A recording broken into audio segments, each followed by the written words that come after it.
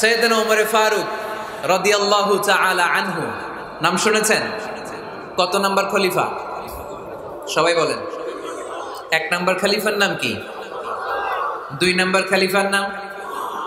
3 number? 4 number?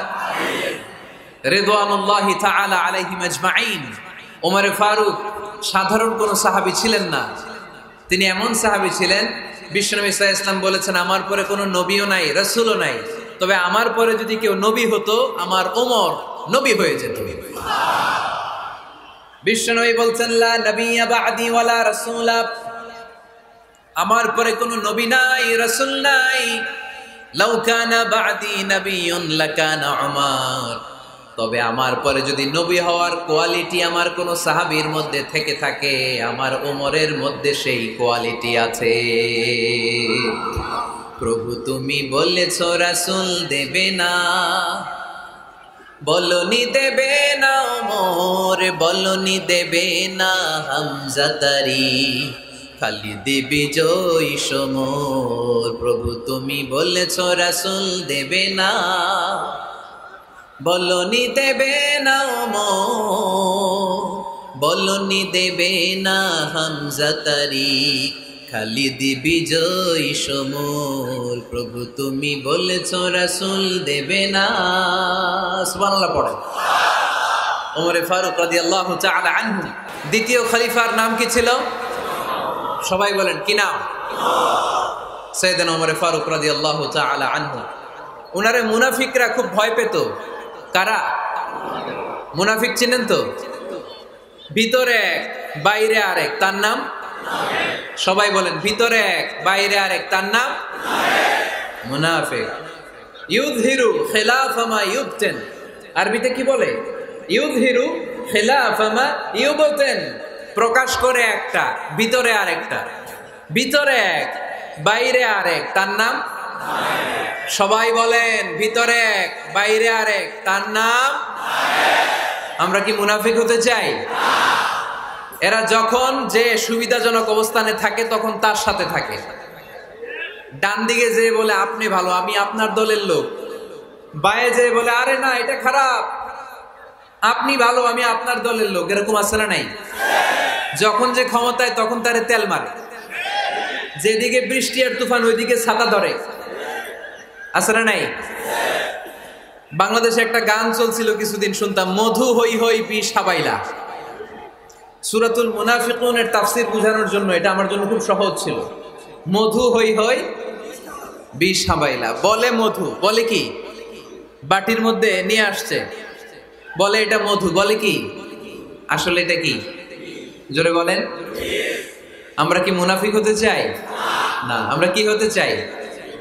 মুনাফিকরা হচ্ছে এদিকেও যায় না আবার ওদিকেও যায় না, মুযাবযাবিন। They all the time long in dilemma. They don't know where to go. They don't know where to proceed. কোন দিকে যাবে জানে না, ডানেও না বায়েও না, নেহি এদার নেহি ওদার, দরমিয়ান মে সাদার বাদার। এরকম আছে না? উপর দিয়ে ফিটফাট, ভিতর দিয়া সদরঘাট। সদরঘাট এখনো ফিটফাট হয় নাই। তো এই মুনাফিকের অবস্থা হচ্ছে উপরে ফিটফাট, ভিতরে সদরঘাট। আমরা কি মুনাফিক হতে চাই? কি হতে চাই? মুমিন হতে চাই। এই মুনাফিকের দলগুলো মদিনাতুল মুনাওয়ারাতে ওমর ফারুককে খুব ভয় পেত। ওমর ফারুককে দেখলে তারা থারথার করে কাঁপতো। শুধু মুনাফিকরাই নয়, খোদ ইবলিস শয়তানও সাইয়েদনা ওমর ফারুককে দেখলে ভয় পেত। আমরা আমাদের ছেলে মেয়েদেরকে যদি খাবার না খায় আমরা কি বলি? আম্মু খাবার খাও। কি আসবে? ভূত আসবে, বিড়াল আসবে, বাঘ আসবে। এগুলো গাজীপুরে বলে না বোধহয়। আপনাদের ছোট্ট মেয়েটা যদি রাত্রে খেতে না চায় আপনারা লোকমা তুলে কি বলেন? এই তাড়াতাড়ি খাও, কি আসবে? ভূত। ভূত আসবে। তো মদিনার সমাজে মদিনার ছোট্ট কচি কাঁচা সোনারমণিরাও রাতে খেতে চাইতো না। মদিনাতুল মুনাওয়ারার মায়েরা রাত্রিবেলা খাবার নিয়ে বাচ্চাদেরকে বলতো, মা তাড়াতাড়ি খাও, হা হুয়া ইয়াতি উমর, ওই যে উমর আসতেছে। উমর ইসলামের দ্বিতীয় খলিফা। আশাদ্দুহুম ফি আমরিল্লাহি উমর, আল্লাহর জমিনে আল্লাহর দ্বীন বাস্তবায়নের জন্য সবচেয়ে শক্তিশালী ছিল ওমর। চিল্লায় পড়েন সুবহানাল্লাহ। এই ওমর ফারুক রাদিয়াল্লাহু তাআলা আনহু যে রাস্তা দিয়ে হাঁটতো, শয়তান ওই রাস্তা রেখে দিয়ে অন্য রাস্তা দিয়ে হাঁটতো। মা সালাকা শাইতানু ফাজ্জান সালিকান ইল্লা সালাকা ফাজ্জান গায়রা ফাজ্জিক। বিষ্ণু বলছেন, ওমর, শয়তান তোমারে দেখে এত ভয় পায়, তুমি যে রাস্তা দিয়ে হাঁটো, শয়তান তোমারে দেখলে ওই রাস্তা রেখে দিয়ে অন্য রাস্তা দিয়ে হাঁটে। চিল্লায় পড়েন সুবহানাল্লাহ। সাইয়েদনা ওমর ফারুক মসজিদে নববীর ইমাম। মসজিদে নববীর কি ইমাম? আপনারা শুনতেছেন? এই ছেলেরা বসে যাও, বসে যাও, বসে যাও, বসে যাও। সাইয়েদনা ওমর ফারুক মসজিদে নববীর ইমাম। এদিকে তাকান, আমার দিকে তাকান, আমার দিকে তাকান। উনি প্রত্যেক নামাজের ইমামতি করতে আসতেন মসজিদে নববীতে। জোহরের নামাজে ইমামতি করলেন। ইমামতি করে দেখলেন নামাজ শেষ, সবাই বের হয়ে চলে যায়। এটাই ইসলামের নিয়ম, ঠিক কিনা? ফাইদা কুদিয়াতিস সালাতু ফান্তাশিরু ফিল আরদ ওয়াবতাগু মিন ফাদলিল্লাহ। নামাজের সময় খায়া ফেলাইছি, নামাজের সময়, কাজের সময়, নামাজের সময়, কাজের সময়। ফাইদা কুদিয়াতিস সালাত, যখন নামাজ শেষ হয়, ফান্তাশিরু ফিল আরদ, জমিনে ছড়িয়ে পড়ো। এটা ইসলামের আইন। তার মানে আল্লাহ বুঝাতে চাইলেন, নামাজের সময় মসজিদে চলে যাও। নামাজ যখন শেষ হয়ে যাবে, শিক্ষক চলে যাবে স্কুলে, কৃষক চলে যাবে ফসল খেতে, মেম্বার অফ দ্য পার্লামেন্ট চলে যাবে সংসদ ভবনে, ব্যবসায়ীরা চলে যাবে শপিং মলে, ঠিক কিনা? কাজে চলে যাও। ওমর ফারুক নামাজের ইমামতি করিয়ে নামাজ শেষ করলেন। সবাই চলে গেল। ইয়ামান দেশ থেকে আসা কিছু লোক গোল হয়ে বসে আছে, জিকির আজকার করে, ইবাদত করে। এরা যায় না।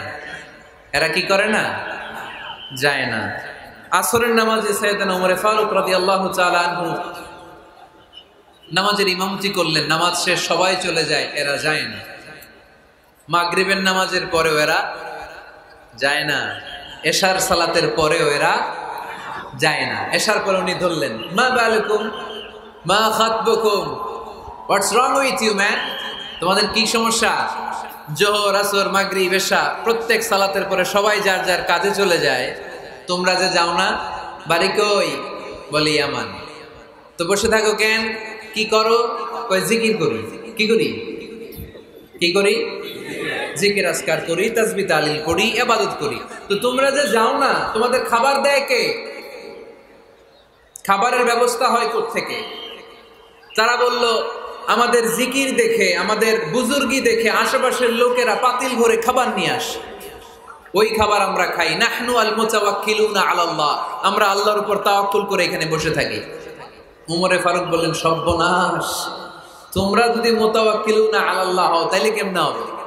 তোমরা তো মুতাওয়াক্কিলুনা আলাল্লাহ নাও, তোমরা হচ্ছে আল মুতাওয়াক্কিলুন বা'দুকুম আলা বা'দ, আল্লাহর উপর তাওয়াক্কুলকারী নয়।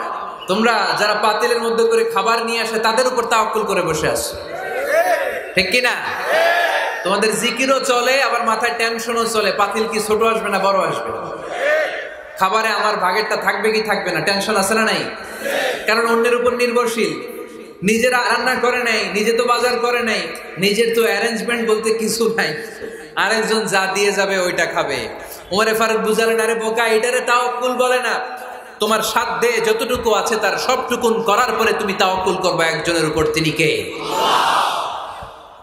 এক সাহাবী বললেন, ইয়া রাসূলুল্লাহ, ইয়া হাবিবাল্লাহ সাল্লাল্লাহু আলাইহি ওয়াসাল্লাম, আমি অনেক দূর থেকে সফর করে এসেছি, এই যে আমার উটের রশিটা, এটা ছেড়ে দিয়ে যদি আমি ঘুমিয়ে যাই, আল্লাহর উপর তাওয়াক্কুল করি, আমার উটটা বসে থাকবে নাকি?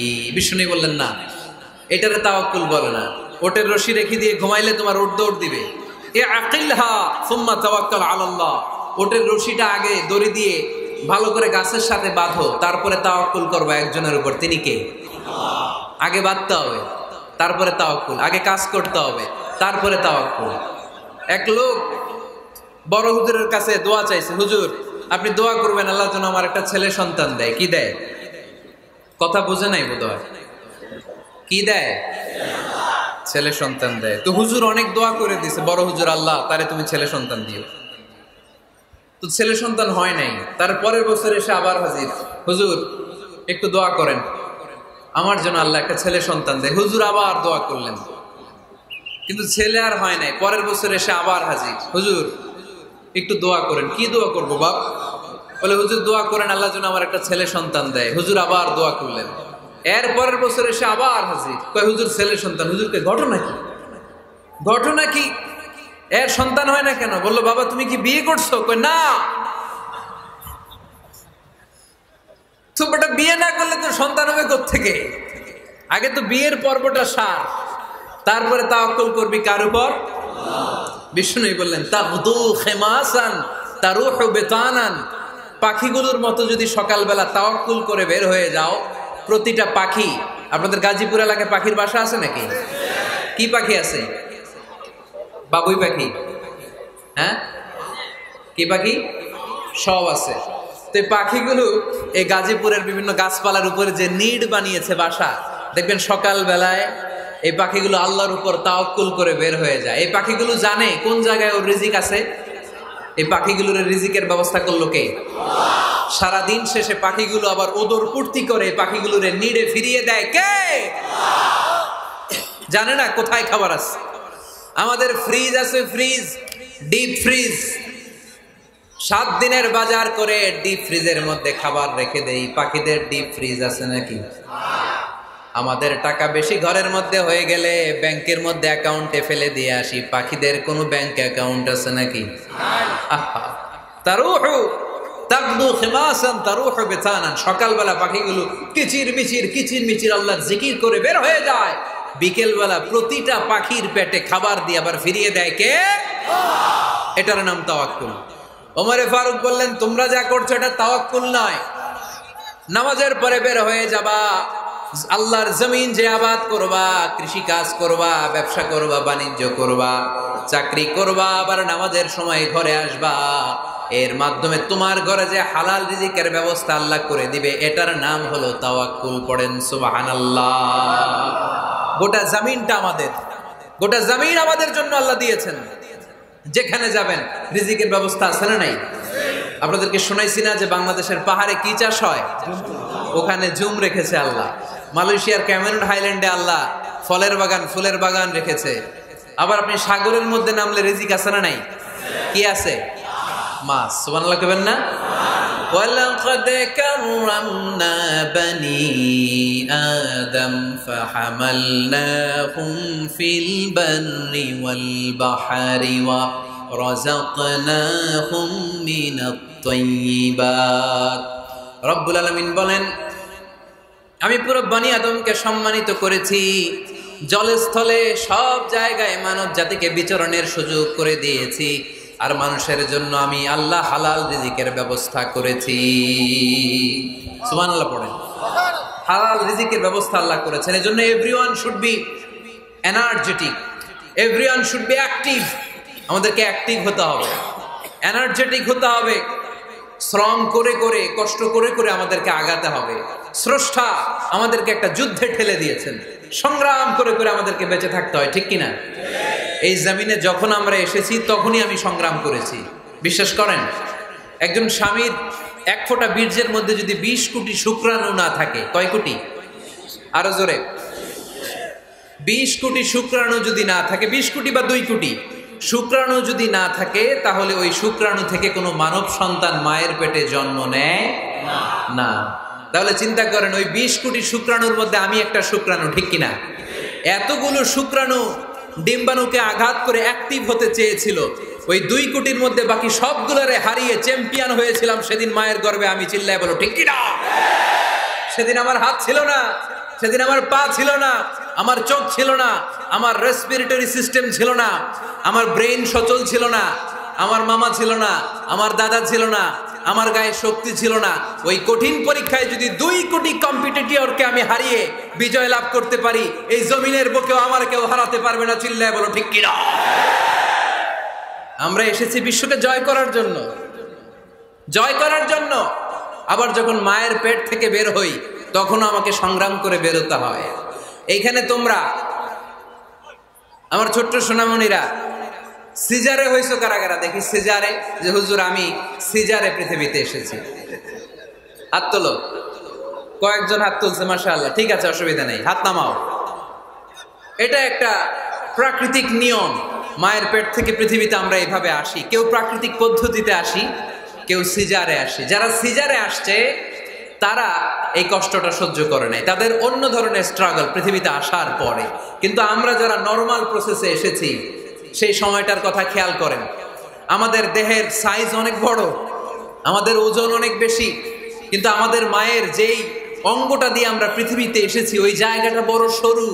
খুব ছোট্ট একটা জায়গা দিয়ে এই বিশাল দেহ নিয়ে আমাকে সংগ্রাম করে আসতে হয়েছে, ঠিক কিনা?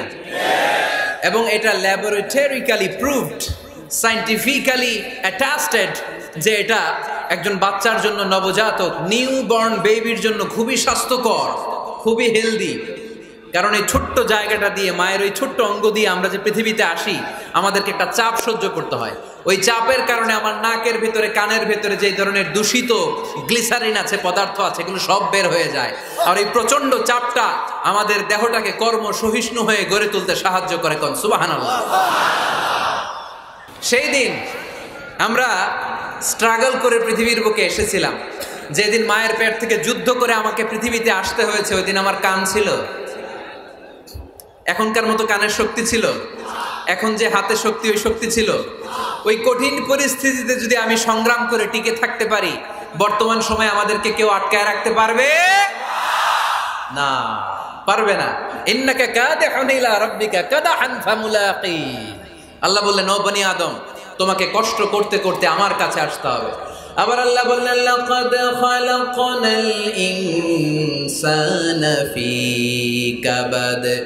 আমি বনি আদমকে, দুনিয়ার সবগুলো মানুষকে কর্মসহিষ্ণু করে তৈরি করেছি। সুবহানাল্লাহ বলেন। কর্মসহিষ্ণু। আমাদের এক একজন মানুষ যে আমরা কতটা কষ্ট আর ধৈর্য সহ্য করতে পারি আপনি কল্পনাও করতে পারবেন না। নর্মাল প্রসেসে আমাদের মা যেদিন আমাদেরকে ডেলিভারি দিয়েছিলেন, তখন আমাদের মা 57 ইউনিট প্লাস। সুস্থ মানুষ ব্যথা সহ্য করতে পারে 45 ইউনিট। কত ইউনিট? কিন্তু আমাদের মা যেদিন আমাদেরকে দুনিয়ার বুকে এনেছিলেন, সেদিন আমার মা, আপনার মা ব্যথা সহ্য করেছিল 57 ইউনিট প্লাস, 57 ইউনিটেরও বেশি। এই ব্যথাটা সাধারণ কোনো ব্যথা নয়। একটা অ্যাক্সিডেন্টে আপনার দেহের 20টা হাড় বা হাড্ডি ভেঙে গেলে যত ব্যথা, তার চেয়েও বেশি ব্যথা আমার মা সহ্য করেছিলেন। আমার মাকে ওই দিন এই ব্যথাগুলো সহ্য করার তৌফিক দিয়েছিলেন কে?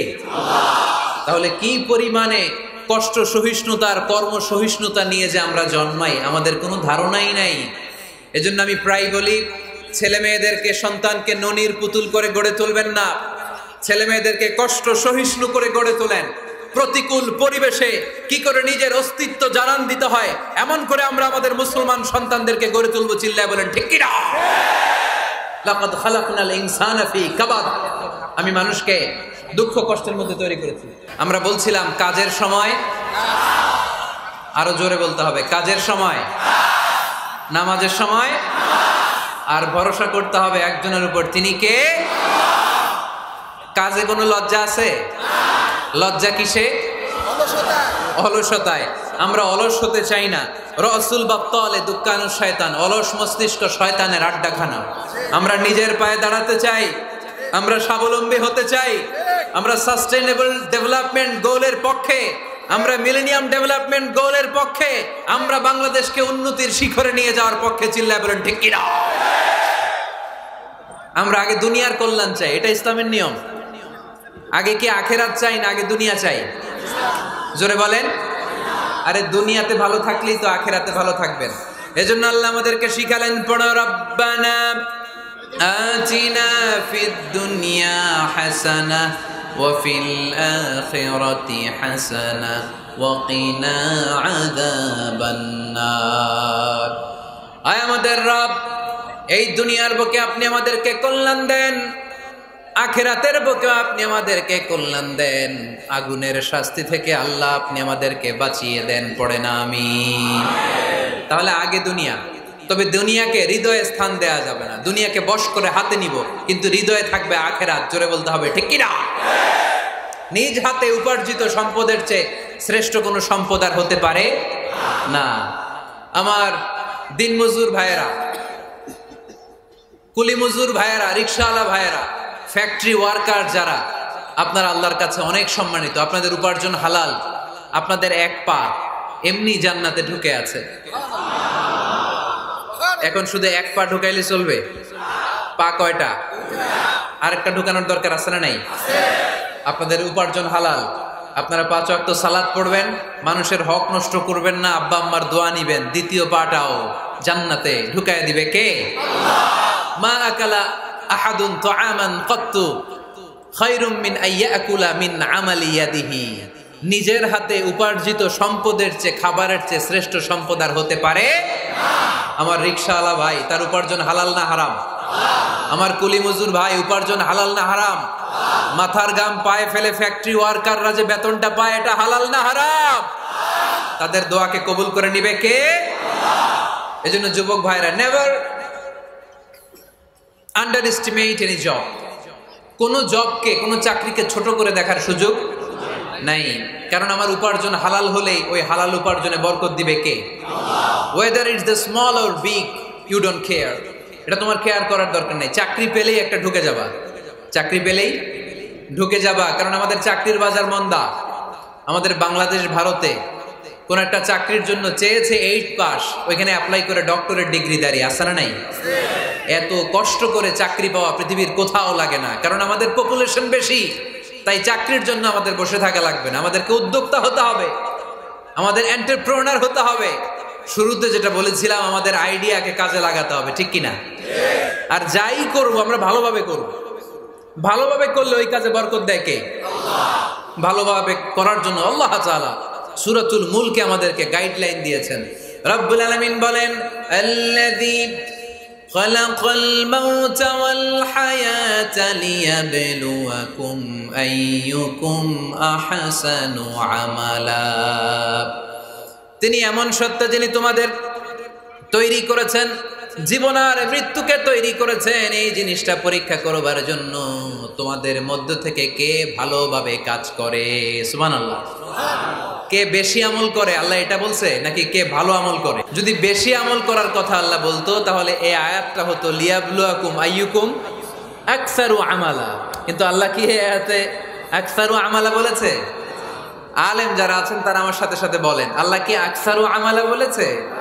আল্লাহ কি বলেছে? লিয়াবলুয়াকুম আইয়ুকুম আহসানু আমালা। কে ভালো করে কাজ করে, উইথ প্রফেশনালিজম।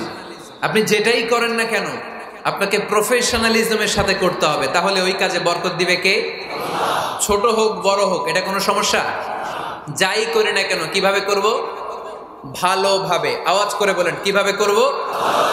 যে কোনো কাজ করো না ভাই, যে কোনো কাজ করো, তা যেন হয় সবার চেয়ে সবচেয়ে সুন্দর। যে কোনো কাজ করো না ভাই, যে কোনো কাজ করো, তা যেন হয় সবার চেয়ে সবচেয়ে সুন্দর। হোক না সেটা পড়া লেখা, রঙের ভাষায় ছবি আঁকা। হোক না সেটা পড়া লেখা, রঙের ভাষায় ছবি আঁকা। হোক না সেটা সামান্য কাজ কিংবা মহত্তর, তা যেন হয় সবার চেয়ে সবচেয়ে সুন্দর। যে কোনো কাজ করো না ভাই, যে কোনো কাজ করো, তা যেন হয় সবার চেয়ে সবচেয়ে সুন্দর। চিৎকার করে বলতে হবে, ঠিক কিনা? যাই করি না কেন সেটা যেন সবচেয়ে সুন্দর হয়। You have to make the best out of you. You have to try your level best. তোমার সাধ্যের যতটুকু আছে তার সবটুকু করতে হবে। বাকি বরকত তার কল্যাণ আমাদেরকে দান করবে কে? বিষ্ণু ঈসা ইসলাম কখনো অলসতাকে উৎসাহিত করেন নাই, ভিক্ষাবৃত্তিকে উৎসাহিত করেন নাই। তিনি পরিশ্রমকে অ্যাপ্রিশিয়েট করেছেন। এক সাহাবী রাদিয়াল্লাহু তাআলা আনহু এসে বললেন, ইয়া রাসূলুল্লাহ, আমাকে কিছু দান করেন। আ'তিনি শাইআন। বিষ্ণু বললেন, তুমি ভিক্ষা করো, তোমার ঘরে কিছু নাই? সাহাবী বললেন, লা ইয়া রাসূলুল্লাহ, কিছু নাই। বিষ্ণু ঈসা ইসলাম আবার প্রশ্ন করলেন, কিছুই নাই? সে বললেন, হ্যাঁ আছে। কি আছে? একটা জামা আছে, জামা, আর আছে একটা পানি খাওয়ার জগ। দুইটা জিনিস আছে, একটা কি আর একটা পানি খাওয়ার জগ। বিষ্ণু বললেন, দুইটা নিয়ে আস। সাহাবী রাদিয়াল্লাহু তাআলা আনহু জামার জগ নিয়ে এসে বিষ্ণু সাল্লাল্লাহু আলাইহি ওয়াসাল্লামের হাতে দিলেন। বিষ্ণুনবী জামার জগটা ধরে বললেন, মাইয়াশতারি হাযাইন, কে আছো আমার সাহাবীদের মধ্যে এই দুইটা জিনিস কিনতে চাও? এক সাহাবী দাঁড়িয়ে বললেন, ইয়া রাসূলুল্লাহ ইয়া হাবিবাল্লাহ, আনা আশতারিহিমা বিদিরহাম। এই দুইটা জিনিস, একটা জামা, একটা পানি খাওয়ার জগ, আমি 1 দিরহাম দিয়ে কিনে নিতে চাই। পড়েন সুবহানাল্লাহ। বিশ্বনবী বললেন, 1 দিরহাম তো কম হয়ে যায়, 1 দিরহামের চেয়ে বেশি দিয়ে কেনার মতো যদি কেউ থাকে একটু হাত তোলো। মাইয়াজিদু আলা যালিক, এর চেয়ে বেশি দাম দিয়ে কেনার মতো কেউ আছো নাকি? আরেক সাহাবী হাত তুলে বললেন, ইয়া রাসূলুল্লাহ ইয়া হাবিবাল্লাহ, আশতারিহিমা বিদিরহামাইন, আমি 1 দিরহাম নয়, আপনার সম্মানে 2 দিরহাম দিয়ে জিনিসগুলো কিনে নিতে চাই। 2 দিরহাম। বিষ্ণুনবী বললেন, ওকে ফাইন, ডান, 2 দিরহামে বিক্রি হয়ে যাবে। দিয়ে দেওয়া হলো। 2 দিরহাম নিয়ে বিষ্ণু ইসলাম ওই আগন্তুক ভিক্ষুক সাহাবীর হাতে দিয়ে বললেন, যাও 1 দিরহাম দিয়ে তোমার পরিবার পরিজনদের জন্য খাবার কিনে নিয়ে যাও, আর 1 দিরহাম দিয়ে একটা কুঠার কিনে নিয়ে আসো। কি কিনে নিয়ে আসো? সবাই বলেন। কুঠার চিনেন আপনারা? কুঠার দিয়ে কি করে?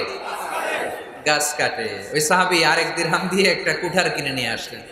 বিশ্বনবী সাল্লাল্লাহু আলাইহি ওয়াসাল্লাম নিজ হাতে ওই কুঠারের একটা হাতল লাগাই দিলেন।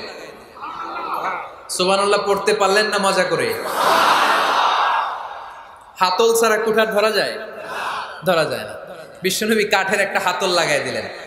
এই হাতলটা দিয়ে বিশ্বনবী বললেন, try to imagine the attitude of the last messenger Muhammad সাল্লাল্লাহু, he changed the world for the better and made us better creature. তার নাম কি? কি নাম? হি ওয়াজ মুহাম্মদ সাল্লাল্লাহু আলাইহি ওয়াসাল্লাম। Muhammad, mercy upon mankind, teacher of all mankind, Abul Qasim, Ya Habibi, Ya Muhammad, Ya Shafi'i, Ya Muhammad, Khairu Khalqillahi Muhammad, Ya Mustafa, Ya Imam al-Mursalin, Ya Mustafa, Ya Shafi'al alamin. পড়েন সবাই।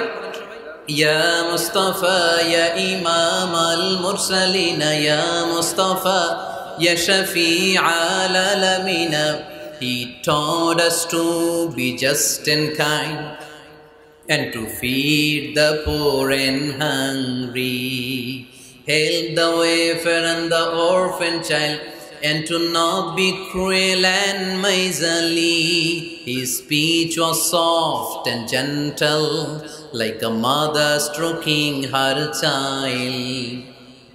His mercy and compassion were most radiant when his smile was Muhammad sallallahu alayhi wasallam.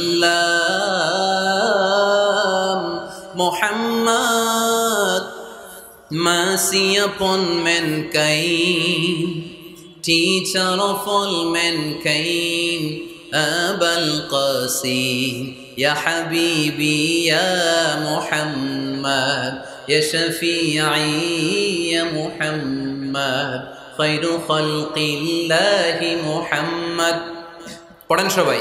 Ya Mustafa, Ya Imam al-Mursalin, Ya Mustafa, Ya Shafi'al alamin, Ya Mustafa, Ya Imam al-Mursalin, Ya Mustafa, Ya Shafi'al alamin, Muhammad. Subhanallah পড়েন।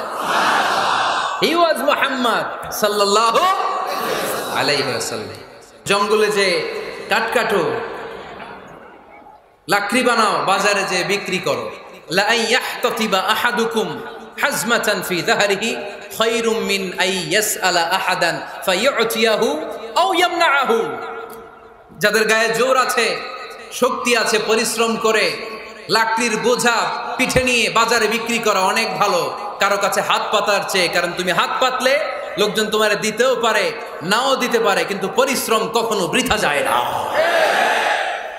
What is the moral of the story? রাসূল সাল্লাল্লাহু আলাইহি ওয়াসাল্লামের এই prophetic story থেকে আমাদের শিক্ষা কি? বিশ্বনবী বললেন, যাও কাঠ কেটে নিয়ে আসো। লা উরিদু আন আরাকা 15 আইয়াম, সামনের 15 দিন আমি যেন আমার চোখ দিয়ে তোমার আমার আশেপাশে ঘুরঘুর করতে না দেখি। সাহাবী চলে গেলেন, কাঠ কাটতে আরম্ভ করলেন, বাজারে বিক্রি করতে আরম্ভ করলেন। 15 দিনের ব্যবধানে 10 দিরহাম নিয়ে বিশ্বনবীর দরবারে ওই সাহাবী হাজির হয়ে গেলেন। 10 দিরহাম নিয়ে হাজির হয়ে গেলেন। এসে বললেন, ইয়া রাসূলুল্লাহ, ইয়া হাবিবাল্লাহ, আমি আর দরিদ্র নাই, আমি আর ভিক্ষা করি না, আমি নিজের পায়ে দাঁড়িয়েছি, আমি স্বাবলম্বী হয়েছি, আমি অন্যান্য খেটে খাওয়া মানুষের মতো এখন উপার্জন করে আমার ফ্যামিলির চাহিদা মিটাই। পড়েন সুবহানাল্লাহ। What is the moral of the story? এই প্রফেটিক স্টোরি থেকে আমাদের জন্য শিক্ষা হচ্ছে, বিষ্ণু ঈসা ইসলাম চাইলেই ওই 2 দিরহাম দিয়ে বলতে পারতেন, যাও এটা দিয়ে খাবার কিনে খাও। দুপুরবেলা খাইতো, রাত্রেবেলা আবার জাকাতের লাইন ধরতো। কথা কন। তার মানে বিষ্ণু ঈসা ইসলাম কাজের প্রতি উৎসাহিত করেছেন। 2 নম্বর লেসন বা শিক্ষা হচ্ছে, বিশ্বনবী সাল্লাল্লাহু আলাইহি ওয়াসাল্লাম পার্মানেন্ট সলিউশন করে দিয়েছেন, স্থায়ী সমাধান। ঠিক কিনা? আমরা প্রায় জাকাতের শাড়ি দেই, লুঙ্গি দেই, আছে না নাই? আলহামদুলিল্লাহ, আপনাদের গাজীপুরে বোধহয় এগুলো নাইটাই, এখানে নাই, আছে? যদি থেকে থাকে এই ট্র্যাডিশন আপনারা বন্ধ করবেন। জাকাতের শাড়ি বলতে কোনো শাড়ি নাই, জাকাতের লুঙ্গি বলতে কোনো লুঙ্গি নাই। কারণ জাকাতের শাড়ি আর জাকাতের লুঙ্গি যদি আপনি বিতরণ করেন, আর সামান্য সয়াবিন তেল আর চাল ডাল যদি আপনি প্যাকেট করে দিয়ে দেন, তাহলে 1 মাস পরে আবার যে সে আরেক জায়গায় জাকাতের লাইনে দাঁড় হয়ে যাবে। চিল্লা এখন ঠিক কিনা? এজন্য আপনাকে পার্মানেন্ট সলিউশনের ব্যবস্থা করতে হবে।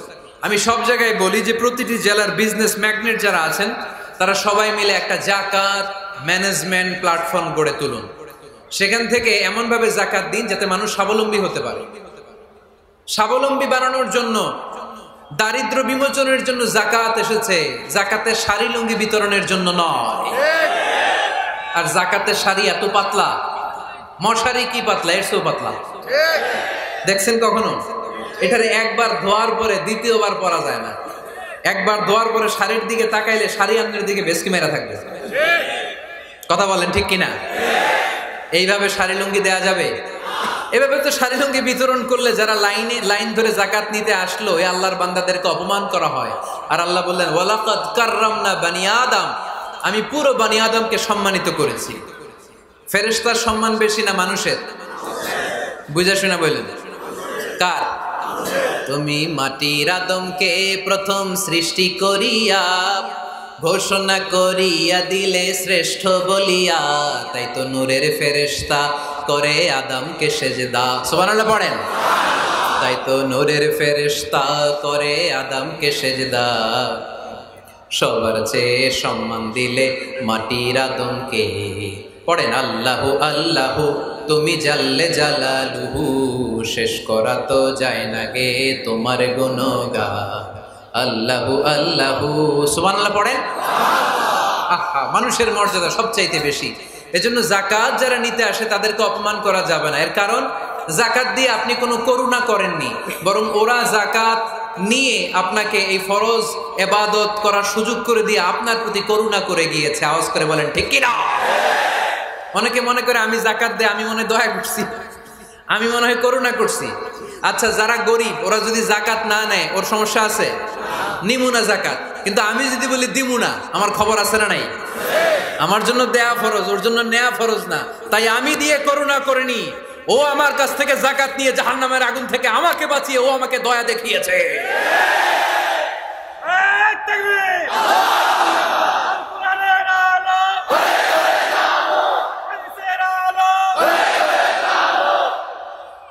এজন্য জাকাত দারিদ্র বিমোচনের জন্য। কিভাবে জাকাত দিবেন?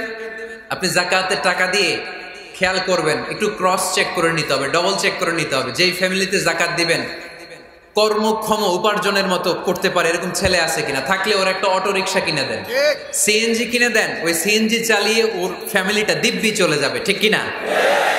ওর একটা অস্ট্রেলিয়ান গাভী কিনে দেন, ওই গাভীর দুধ বিক্রি করে ফ্যামিলিটা স্বাবলম্বী হয়ে যাবে, ঠিক কিনা? লক্ষ্মীপুরে আমি ওয়াজ করলাম, বললো হুজুর আমরা এভাবে একটা জাকাত ম্যানেজমেন্ট প্ল্যাটফর্ম গড়ে তুলেছি, এখানে আমরা টাকা জমিয়ে জমিয়ে আমাদের এলাকার যে সমস্ত ছেলেগুলো কর্মক্ষম তাদের ঘরে টাকা পয়সা নাই, আমরা যাকাতের টাকা দিয়ে ওদেরকে প্রবাসী বানিয়ে দেই, বিদেশে পাঠিয়ে দেই। ওর কষ্টা অর্জিত সম্পদ দিয়ে ওর ফ্যামিলি এখন দেদারসে চলছে, কোনো যাকাতের লাইনে যে তারা নিজেদেরকে আর অপমান বোধ করছে না। এইভাবে যাকাত দিতে হবে। দিলটার একটু খোলেন, হাতটারে একটু খোলেন, তাহলে হৃদয়টারে খুলে দিবে কে? দে যাকাত, দে যাকাত তোরা দে রে যাকাত, দে যাকাত, দে যাকাত তোরা দে রে যাকাত। তোর দিল খুলবে পরে, আগে খুলুক হাত। দে যাকাত, দে যাকাত তোরা দে রে যাকাত। পড়েন আমিন। এই যাকাতের মাধ্যমে আমরা আমাদের বাংলাদেশকে স্বাবলম্বী করতে চাই। রাজি আছেন সবাই? সংঘবদ্ধ প্রচেষ্টায় যাকাত আদায় করতে রাজি আছেন? বিশ্বনবী সাল্লাল্লাহু আলাইহি ওয়াসাল্লাম চাইলে এই 2 দিরহাম দিয়ে বিদায় করে দিতে পারতেন, কিন্তু বিশ্বনবী সাল্লাল্লাহু আলাইহি ওয়াসাল্লাম তাকে কাজের প্রতি উৎসাহিত করলেন, পার্মানেন্ট সলিউশন দিলেন। এর জন্য অলসতার সাথে ইসলামের কোনো সম্পর্ক আছে? আওয়াজ করে বলেন, অলসতার সাথে সম্পর্ক আছে? অলসতাকে যেন আজকে আমরা কি বলে দিছিলাম? ভুলে গেছি? আরো জোরে। অলসতাকে আজকে আমরা নো বলে দিছি, আমরা কর্মক্ষম। আরে অলস তো হয় মুনাফিকেরা, অলস হয় কারা? وَإِذَا قَامُوا إِلَى الصَّلَاةِ قَامُوا كُسَالَى يُرَاءُونَ النَّاسَ وَلَا يَذْكُرُونَ اللَّهَ إِلَّا قَلِيلًا। সুবহানাল্লাহ পড়েন। মুনাফিকরা যখন নামাজে দাঁড়ায় অলস হয়ে দাঁড়ায়, সোজা হয়ে দাঁড়ায় না। মসজিদে নববীর কাতারগুলোর মধ্যে মুমিনদের সাথে যখন মুনাফিকেরা দাঁড়াতো, অলসের মতো দাঁড়াতো, দেয়ালের মধ্যে হেলান দিয়ে দাঁড়াতো। এরকম আছে না অনেকে অলস? কিন্তু আমরা যারা মুমিন, আমরা নামাজে দাঁড়ালে কি আমাদের হৃদয়ে অলসতা আসে নাকি হৃদয়টা সজীব হয়ে ওঠে? আমাদের হৃদয়কে নামাজে দাঁড়ালে সজীব করে দেয় কে? আল্লাহ। ইয়াকিদু শাইতানু আলা কাফিয়াতি রাসি আহাদিকুম ইযা হুয়া নাম। আমরা যখন রাতে ঘুমোতে যাই, শয়তান আমাদের মাথার পিছনে অলসতার 3টা গিট মারে। কি মারে? এই যে রশি দিয়ে এরকম বাঁধে, যে এটার গাজীপুরে আপনারা কি বলেন? গিট্টু। হ্যাঁ, গিট্টু। আচ্ছা, তো শয়তান আমরা যখন ঘুমোতে যাই, আমাদের মাথার পেছনে অলসতার 3টা গিট্টু মারে। আমরা যখন ঘুম থেকে উঠে ঘুম থেকে ওঠার দোয়া পড়ে আলহামদুলিল্লাহিল্লাযী আহইয়ানা বা'দা মা আমাতানা ওয়া ইলাইহিন নুশুর, আমরা ঘুমালেই 3টা গিট্টু মেরে শয়তান একটা মন্ত্র পড়ে দেয়, আলাইসা লাইলুন তাওয়িলুন ফারকুদ। আরে ঘুমা, অনেক লম্বা রাত। আরে ঘুমা, অনেক লম্বা রাত। আরে আরামসে ঘুম মার, অনেক লম্বা রাত। এই মন্ত্র পড়ে 3টা গিট মারে। আমরা যখন ঘুম থেকে উঠে ঘুমের দোয়া পড়ে ফেলি, একটা গিট্টু খুলে দেয় কে? আল্লাহ। আবার ঘুম থেকে উঠে দোয়া পড়ার পরে ফাইদা তাওয়াদ্দা ইন হাল্লাত উকদা, ওয়াশরুমে ঢুকে ইস্তেনজা করে যখন আমরা ওযু করে ফেলি, অলসতার 2য় গিট্টু খুলে দেয় কে? আল্লাহ। ফাইন সাল্লাত ইন হাল্লাত উকদা, ওযু করার পরে মুসাল্লা বিছিয়ে যখন নামাজের জন্য দাঁড়িয়ে যায়, অলসতার 3 নাম্বার গিট্টুটাও খুলে দেয় কে? আল্লাহ। ফাসবাহা নাশীতান তাইয়িবান নাফস, he become enthusiastic, he become very active, he become very energetic. বিষ্ণু ঈসা ইসলাম বললেন তখন সে এনার্জেটিক হয়ে ওঠে, অ্যাক্টিভ হয়ে ওঠে, সজীব হয়ে ওঠে। তাহলে সালাত আমাদেরকে অলস বানায় না, সালাতে আমরা সজীব হই। সালাতে অলস হয় যারা মুনাফিক, তারা চিল্লায় বলেন ঠিক কি না? এজন্য বিষ্ণু বললেন কাজে লজ্জা নাই, আমি কাজ করে খাই। মা বাসাল্লাহু নাবিয়ান ইল্লা রাআল গানাম। বুখারীর বর্ণনায় বিশ্বনবী বললেন পৃথিবীর বুকে এমন কোন নবী নাই যেই নবীকে দিয়ে আল্লাহ ছাগল চড়ায় নাই। সুবহানাল্লাহ পড়েন। মা বাসাল্লাহু নাবিয়ান ইল্লা রাআল গানাম, ছাগল চড়ায় নাই এমন কোন নবী পৃথিবীতে আসে? সাহাবারা বললেন ইয়া রাসূলুল্লাহ, বলেন কি? আপনিও আপনিও আপনিও ছাগল চড়িয়েছেন? বিষ্ণু বললেন না না, আমিও। ওয়া ইন্নী কুনতু আরআহা আলা কারারিতি আহলি মক্কা, আমি তো অল্প কিছু পারিশ্রমিকের বিনিময়ে মক্কা শহরের লোকদের ছাগলগুলো চড়িয়ে দিতাম। সুবহানাল্লাহ বলতে অনেক কষ্ট হয়েছে। বিশ্বনবী ছাগল চড়িয়ে খেতেন। কি নবী ছিল আমার! আহা, এত সুন্দর মানুষ, এত পরিচ্ছন্ন মানুষ ছাগল চড়াতেন, অহংকার করতেন না। বিশ্বনবীর অহংকার ছিল না। সুবহানাল্লাহ পড়েন। শুধু কি বিশ্বনবী, সব নবীকে দিয়ে আল্লাহ ছাগল চড়িয়েছেন। কারণ ছাগল হচ্ছে খুব টেরা একটা প্রাণী, তাই না? ছাগল এত টেরা, ছাগলের গলার রশি ধরে যদি আপনি ডানে টান দেন, এটা কোন দিকে যাবে?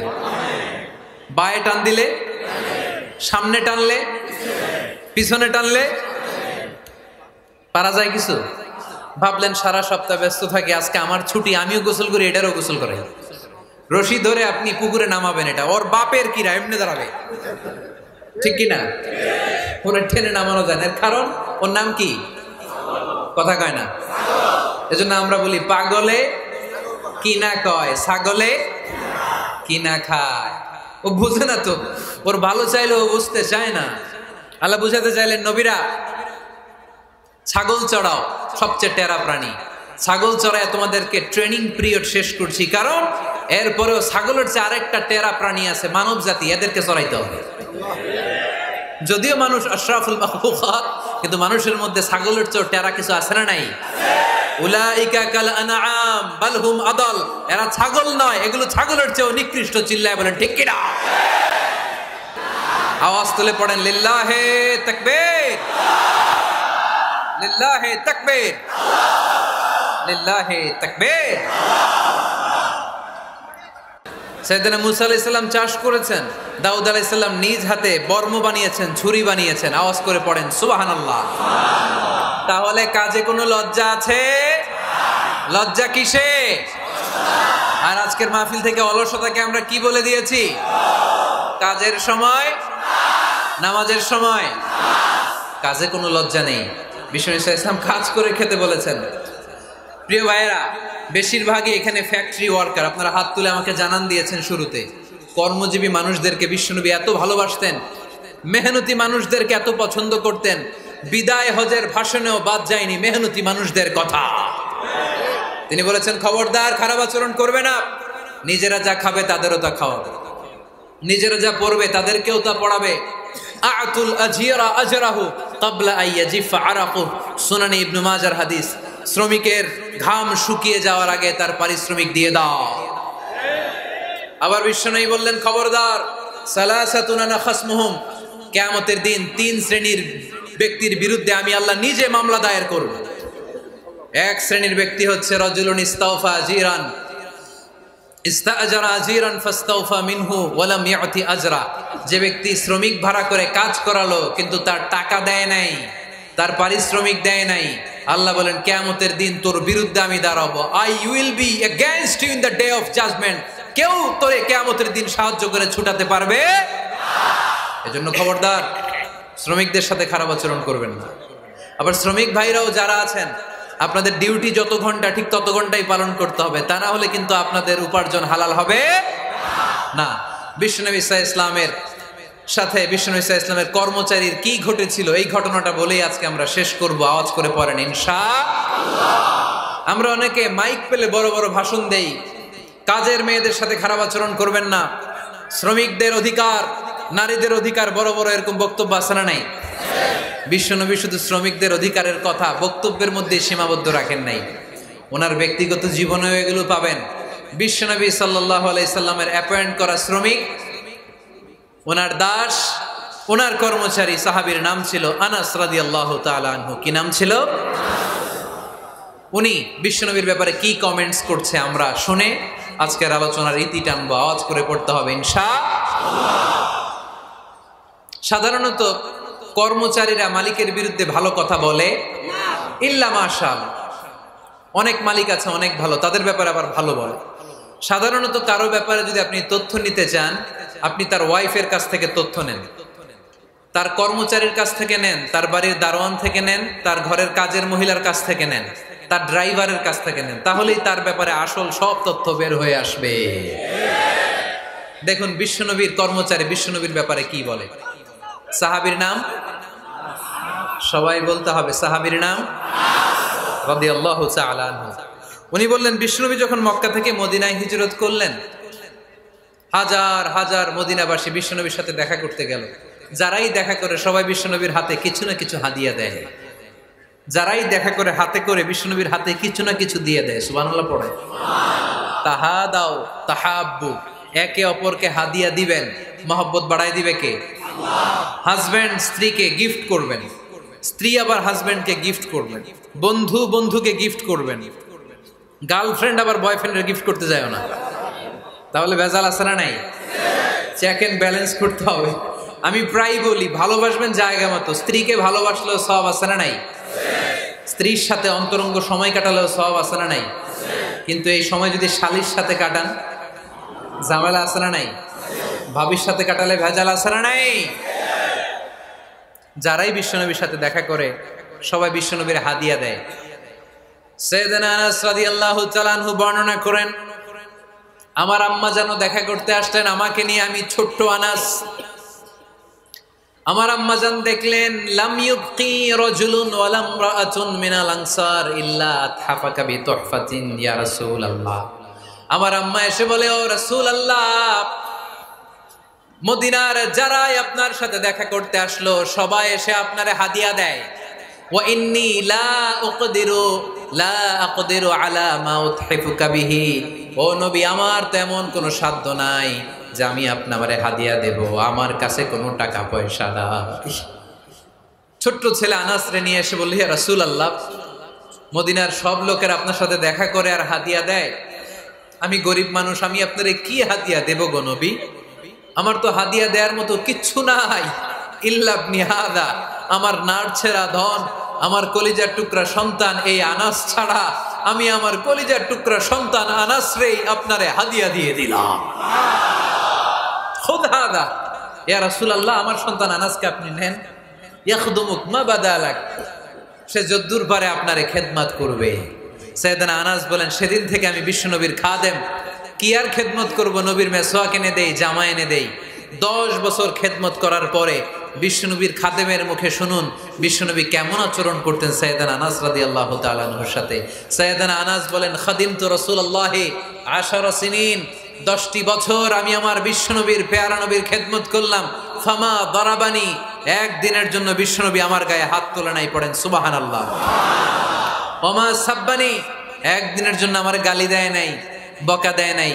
ওমা আবাসা ফি ওয়াজহি, একদিনের জন্য বিশ্বনবী বিরক্তির চেহারা নিয়ে আমার দিকে তাকায় নাই, ভ্রু কুচকে এরকম আমার দিকে তাকায় নাই। আমরা রেগে গেলে বিরক্ত হলে কি করি?